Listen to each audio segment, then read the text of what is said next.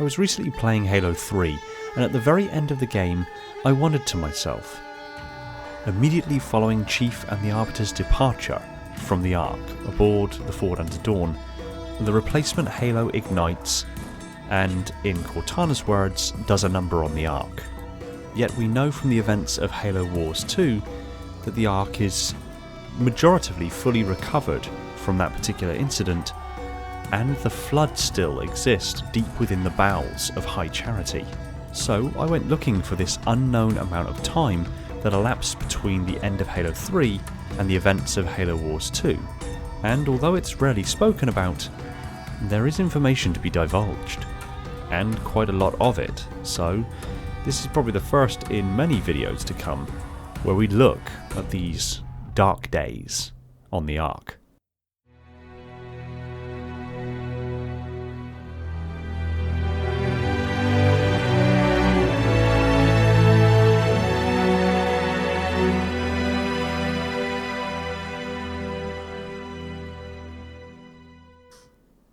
Hey everyone, welcome back to Installation 00, and speaking of Installation 00, we're getting awful close to that 200,000 subscriber mark, and remember that when we do hit it, the most detailed breakdown of Installation 00 gets released, so stay tuned for that. Remember, there's also tons of Installation 00 merch both at installation00.co.uk and over at the Installation 00 Teespring store. We've got some 00 coffee being sold over at the web store, and soon we'll be releasing the Sweet William cigars. But remember, you need to be 21 in order to purchase.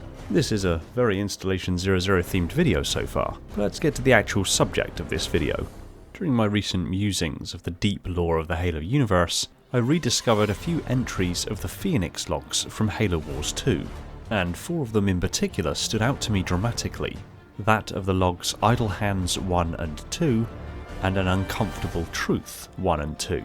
All of which have an unknown author, but was originally written on Installation 00, and it becomes abundantly clear upon reading these logs that the author is the monitor of Installation 00, being that of 000 Tragic Solitude. These logs actually do a very good job of bridging the gap on what happened and what took place on the Ark immediately following the events of Halo 3 and the end of the Battle of Installation 00. The entirety of the events that take place in Halo 3 on the Ark took place on December the 11th, 2552. 2 days later, when everyone had left the Ark, Chief and the Arbiter had departed on the Forward Unto Dawn, and the Ark was once again left in silence, 000 Tragic Solitude emerged from the installation and began the arduous task of cleaning up the chaos that had been rained down upon his installation. The day after that, he instructed the Sentinels to begin construction of the quarantine shell around High Charity, and it wasn't until just over 2 months later that that quarantine shell was completed. And of course, as we found out in Halo Wars 2 with the Awakening the Nightmare DLC, the Flood had survived. In any case, this is a fascinating piece of lore and something I'd like to start covering a little bit more in depth, these really deep pieces of narrative.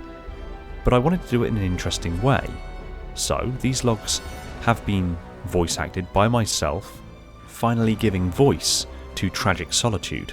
And if you guys enjoy it, I may do something similar with the rest of the Phoenix logs. If this is something you'd be interested in, let me know in the comments down below. In any case, here are the logs written by Tragic Solitude.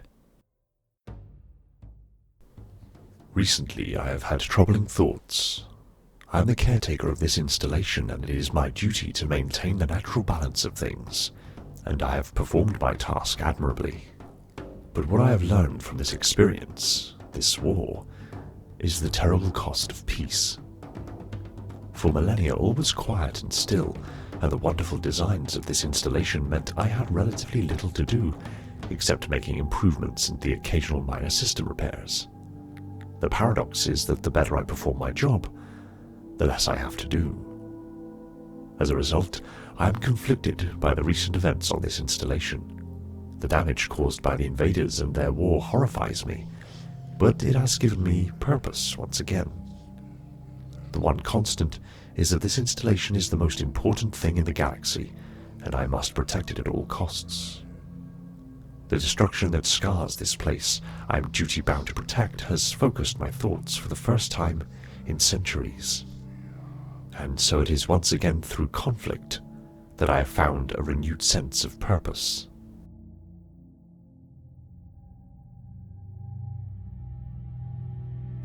I have marshaled my sentinels to construct a protective quarantine shell around the crash site of the object once known as High Charity.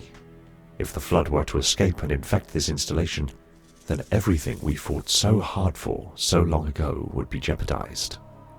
This installation's primary purpose is to create the only weapons capable of stopping a mass flood outbreak. Upon sealing the shell, my sentinels will raise the perimeter and fortify the refugia to ensure that no sentient life survives nearby. I must deprive the Flood of any host bodies in close proximity to their prison.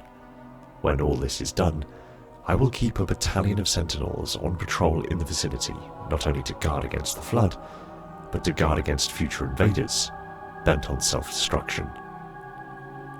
The destruction is regrettable, but I consider it a responsible pruning, necessary to the greater good of this installation.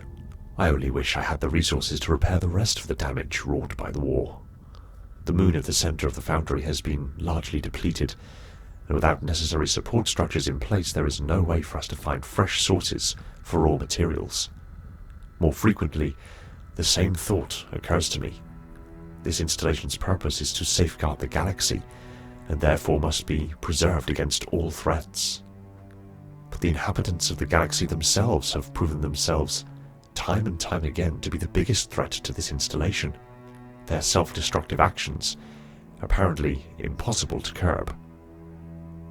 I shall pursue this paradox, for it is only a matter of time before I will be forced to address it tangibly. High Charity has been successfully sealed, the perimeter has been raised, the sentinel defenses put in place, and the Flood contained. I allow myself a small self-congratulation for a job well done. But now that the dust has settled, I find my mind wandering into forbidden territories again. Therefore, I have set myself the task of cataloguing and researching the Flood and its myriad forms. Of course, this installation has full databanks on the Flood's history and the war my creators waged against it, but there is always a small chance of new discoveries, even if it is simply reassessing old knowledge with the context of recent events. Many regard the Flood as the ultimate representation of chaos, traditionally thought of as the enemy of the natural balance of the universe, a direct threat against the mantle itself. However, with all things, what is chaotic can form patterns and purpose when viewed from a far or close enough distance. In fact, the most disturbing thought is the single-mindedness of the Flood. Its one goal to subsume all sentient life, to make it all as one. From the records I've studied, as the Flood grows closer to the critical density, it absorbs the knowledge and intelligence of its hosts. As it grows in strength, coordination, and self-awareness, it forms proto-graveminds, and then finally, the gravemind itself. Once a gravemind has been created, the Flood's race memory is re-established, and it becomes almost unstoppable. This scenario is what led to the creation of the last Halo Ray so many years ago. From the perspective of the Flood, is this not an attempt at bringing order to the galaxy rather than chaos? It is a dangerous line of thought, and I know there was another who fell into this trap and indeed became instrumental in the downfall of my creator's civilization. Fortunately, my loyalty and duty to this installation precludes me from following that path. My conclusions are still disturbing. The Flood are indeed the great threat to the galaxy my creators feared, but they are the truest to their nature. The Forerunners, the Sanshayum, and the so-called Reclaimers all declare peace through unity and civilization, yet endlessly make war amongst themselves and others. Wars fought in defense of their own independence while forcing their own ideas of unity upon their enemy. I stand here as a guardian of that chaos. It is an uncomfortable truth. Thanks for watching. If I could respectfully ask, if you enjoyed this video, consider hitting the subscribe button and the little bell icon so you're told the second a new video hits the shelves. Hit this video with a like if you enjoyed, and if not, it's not a problem. And be sure to pop a comment below to throw me an idea on what you want to see next.